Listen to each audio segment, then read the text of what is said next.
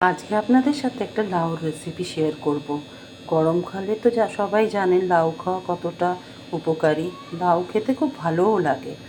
তাই আজকে আপনাদের সাথে একটা লাউর নতুন রেসিপি শেয়ার করব। তাই জন্য এখানে লাউটা কেটে নিয়েছি। কিছুটা মুগ ডাল শুকনো খোলায় ভেজে নেব। এই যে ডালটাকে ভেজে নিচ্ছি। এই যে ডালটা শুকনো খোলায় ভেজে নিচ্ছি। শুকনো খোলায় ভেজে নিয়ে এবার ডালটা নামিয়ে কড়াইতে কাটা লাউগুলো দিয়ে দেবো। এবার লবণ দিয়ে একটু সিদ্ধ হতে দেবো। এবার ডালটা দিয়ে দেব, ধুয়ে রাখা ডালটা দিয়ে দিলাম।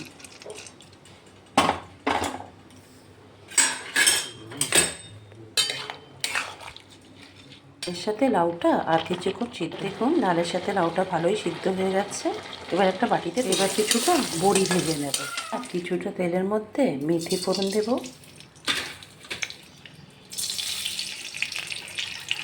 কয়েকটা তেজপাতা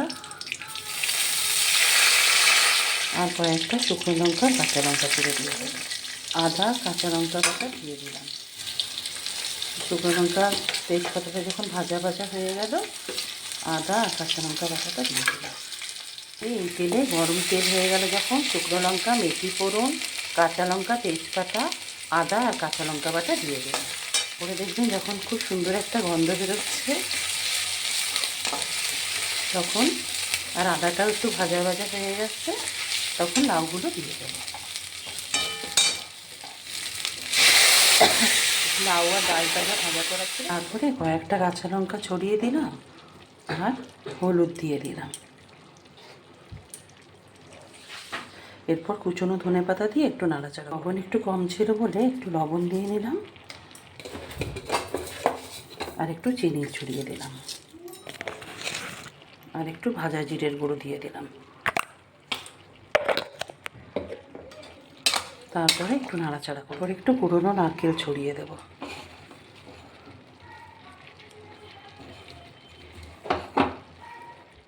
এবার নামানোর আগে কিছুটা ঘি ছড়িয়ে দিলাম।